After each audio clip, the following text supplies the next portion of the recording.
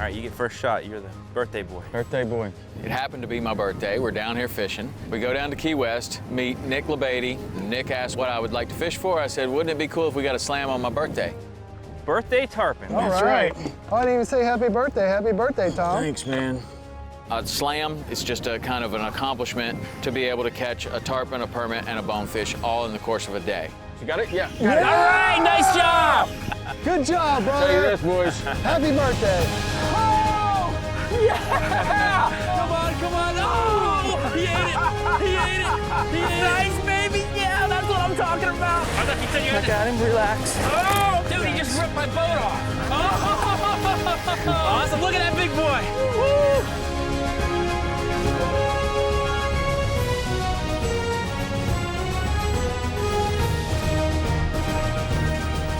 The Hawks Cay Saltwater Experience, presented by Yellowfin, with Captain Tom Rowland and Captain Rich Tudor. It was a cool day, man. We got to leave from Hawks Cay here. You know, it's the perfect central location. You know, the day before we're up in the Everglades fishing.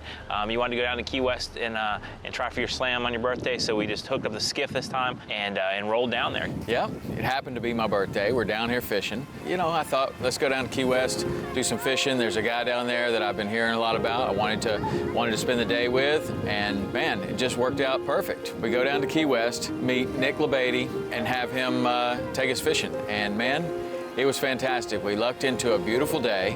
It's a rarity in the summertime to get a day where it's blowing 15 to 20. I kind of like that because one of the fish that I enjoy fishing for the most is the permit, and the permit tends to be incredibly spooky when it's calm, and the 15 to 20 mile an hour winds with clear skies is definitely, in my opinion, the best conditions to fish for them. Where are you finding these tarpon? Yesterday they were right off by the southernmost point. Really? Yeah. But sometimes they'll get in there too. We just look for the little white birds going to town on the minnows. I'm hoping today's going to be a little better with that north wind, hopefully kind of stacking everything up there. We shall see. So Nick asked what I would like to fish for. I said, wouldn't it be cool if we got a slam on my birthday? He said, okay, great, that sounds great. Because, you know, in the summertime, the time of the year that we're fishing right now, all three species are readily available. You know, the tarpon may be a little bit smaller than in the springtime, but they're there. It doesn't really matter how big the fish is. It's just a kind of an accomplishment for both the guide and the angler to be able to catch a tarpon, a permit, and a bonefish all in the course of a day. All right, you get first shot. You're the birthday boy. Birthday boy. So I've seen one. Another one in there, Rich? Yeah, Oh, yeah. multiples. Perfect. All right, Rich, let him have it. See him there? Yeah. Short. Yeah, they might find it. Give Tom a chance to go over me and catch one.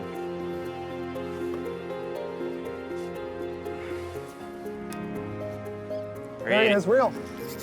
Double. All right, tarpon on. Had a double there for a second.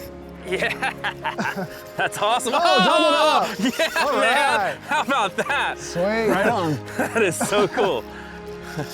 Get that leader. Awesome. That is awesome. Wow. That's pretty what we're cool. talking about. Right next to the Get that hotels and Do the everything. old dance here. I got the leader. Nice. Leader. Oh, there he goes. I got my leader. I got my So leader does too. he. I fished down there with you and on my own a lot, and never tarpon fished in the area that he was thinking. I was thinking we were going to run kind of back to the east and fish Big Pine or around some island or something. And he's like, no, we're going to go right in front of Key West. I'm like, what? You know, I'm thinking there's nothing but hotels and stuff. And yeah, those were some happy fish, man. Heck yeah, look too Good job, Nick. Great job, man. We just threw it out there. You put us on them. Great way to start the morning right there. That's awesome. Doesn't get any better. He hammered that swim bait, didn't he? Oh, yeah. Yeah, in these situations, we usually do pretty good on this. Just looking at what those fish were doing, there was zero doubt in my mind that they were going to eat the jerkbait. Then the trick with tarpon, as it always is the trick with tarpon, is are they going to stay on? First of all, I was using a very light leader because that was what was on the rod when I picked it up, and it's like, okay, we got to go now. They're the fish. First one comes straight to the boat. Yours got off, mine comes straight to the boat, and I knew, okay, well, if nothing else happens today, this is a great way to spend your birthday. And that was just the beginning. Birthday tarpon. All That's right. right. Oh, I didn't even say happy birthday. Happy birthday, Tom. Thanks, man. I like it. It's pretty cool right there next to all the hotels and everything. I like it. Birthday. There he goes. Birthday boy. Nice job, dude. Right on. Thank you. Thank you, Nick. Couldn't ask for a better birthday present. I looked through the binoculars and I was like, man, those are bonefish and they're tailing really good. Birthday boy gets first shot.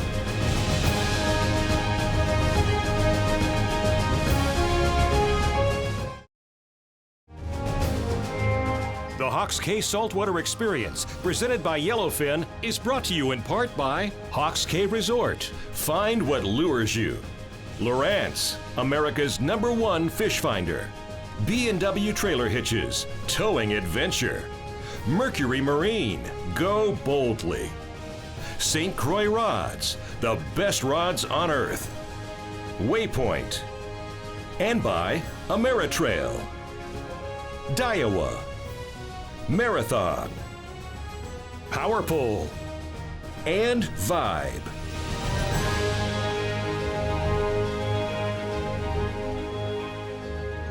Oh, it was beautiful, man. We both got tarpon there right off the bat. I got mine to the leader, so he's official catch. You got yours up there to the leader real quick, and then we got to, got to look at him a little bit.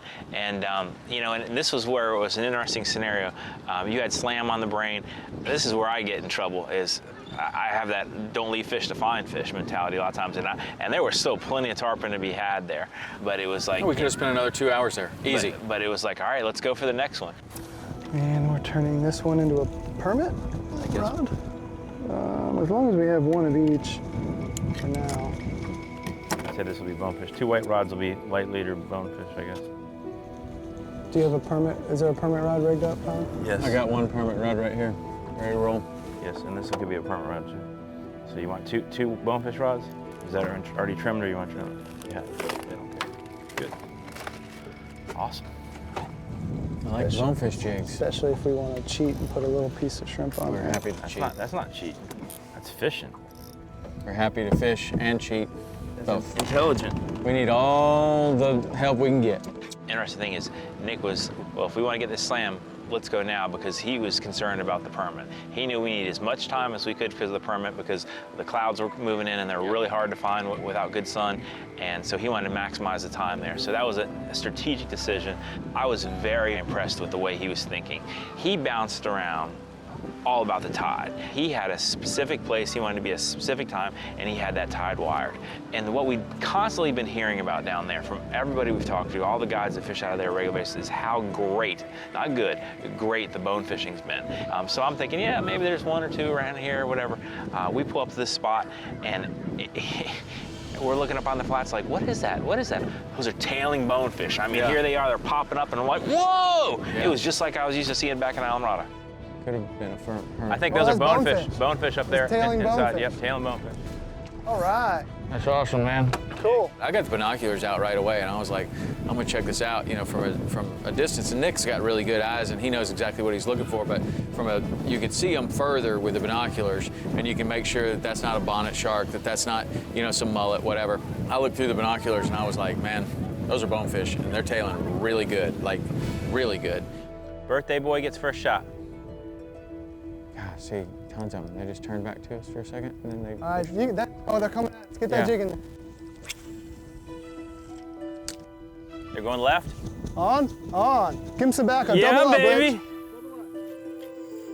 Bonefish on. Nice job, dude. Sweet.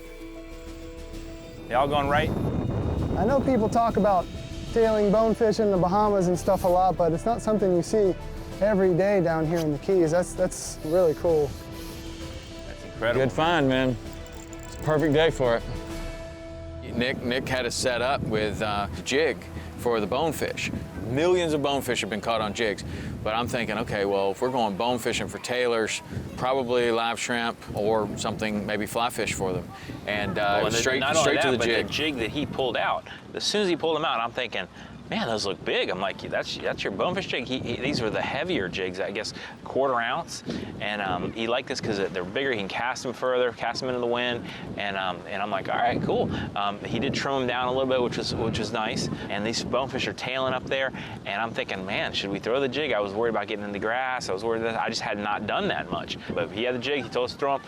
And sure enough, you threw in there. I threw in there. You immediately hooked up. I mean, the second it hit the water almost. Yeah, when they're sticking their tails out of water in this depth, you know they're pretty good size. Yeah. That's great. That's awesome. Happy birthday. Happy birthday, Tom. That's right. That's right. Look at him. That is a beautiful fish. Sweet. As healthy as he can be, boy. Not a mark on him. That was a big school. Look at him go. Man, that's clear. He piled right on your jig like you said he would, Nick. Yeah, they like that thing. Good job, man. Job. Thank you. Good. Appreciate it.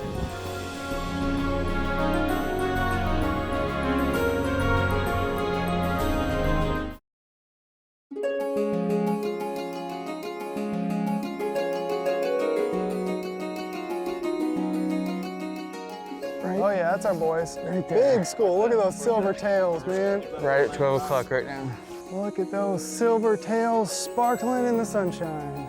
After you caught your bonefish, that same school pops up again further off. We got those binoculars out, and it was just amazing. You know, they just kept pushing around, and it was a little windy, so they were hard to see.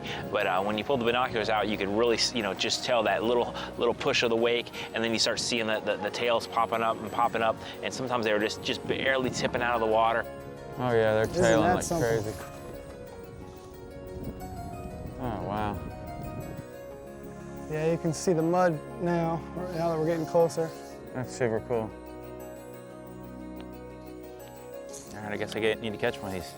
Well, you called it, Tom. You said we were going to come across either that same school or another one up here.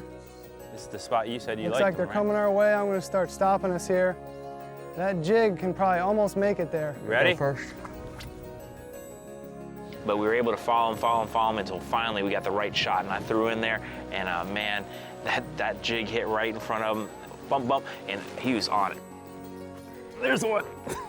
That's incredible, man. That is incredible. Look at them all coming at us. They're Oh, that's still a coming. big fish, Rich. That is awesome. That's a big fish. Damn, I had one right there. Oh, they're all Keep it right right there, down. Tom.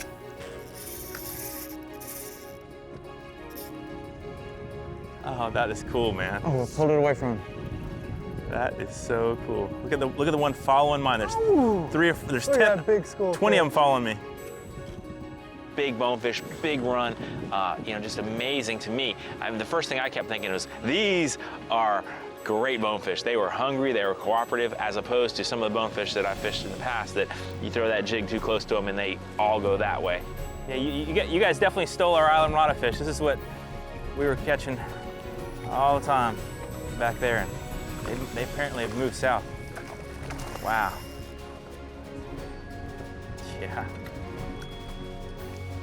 Boy, I can't believe how blue his tail is. Usually the bigger they get, the less blue their tail is. That thing is, these are some hungry fish too. These are very cooperative, user-friendly, I like. And that was just so fun, and the beautiful fish. I noticed that even the larger bones we were catching, just so incredibly neon blue. You know, just beautiful fish. Bonefish, they're right up there. I would say that when people ask me what's your favorite fish to catch, tailing bonefish is right up there.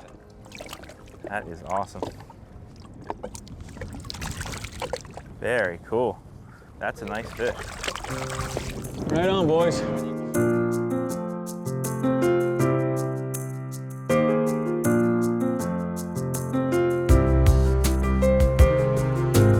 We often get a lot of questions about how to have a better day on the water, whether that's catching more fish or bigger fish or whatever. But I can tell you that the best way to have a better day on the water is to start out well. And a lot of people trailer their boats, and a lot of days are kind of ruined at the boat ramp. Boat ramp etiquette is a huge thing, and it's really not very hard to do. It just takes a little bit of consideration and a little bit of forward thinking to where you're prepared when you get to the boat ramp. So when you pull off of the highway and you come to your boat ramp, chances are you're not ready to put the boat in, so don't go and back right down the middle of the boat ramp. What you want to do is you want to find a place in the parking lot well away from everyone where someone could easily pull around you and you're not blocking anyone. This is the area where you want to stage your boat. You want to get the lines out, you want to put them on the cleats where you're going to tie the boat up, you're going to take the straps off, you're going to check your drain plug. That's probably the best tip I could ever give you. And you're going to make sure that everything is ready to go before you ever get in line to put the boat in. Now, most boat ramps are able to accommodate 2 or even 3 trucks. So you don't want to just back right down the middle. You want to try to get off to one side or the other so someone else can use the other side of the boat ramp. Then, when you get your boat off, quickly tie it up safely and securely, and then get back in your truck and clear out of the ramp so someone else can use it. Then move back down to your boat and then move it to another area where someone that is putting their boat in right there can use that area right next to the boat ramp. Man, those are very simple tips, but I tell you what, when you watch people at the boat ramp, most people are not doing that. Be a courteous boater and use good boat ramp etiquette, and I promise your day is gonna start and end better than ever.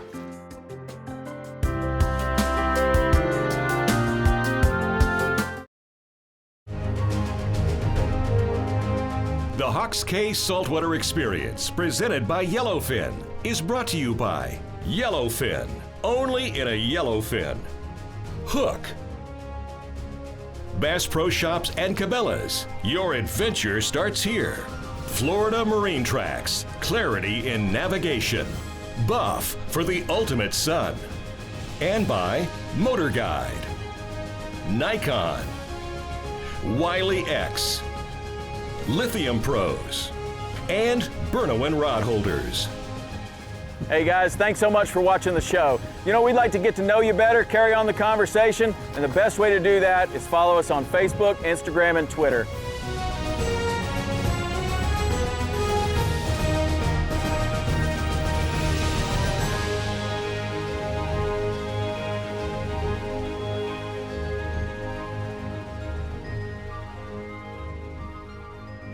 There's a big one in that white hole out here, going left.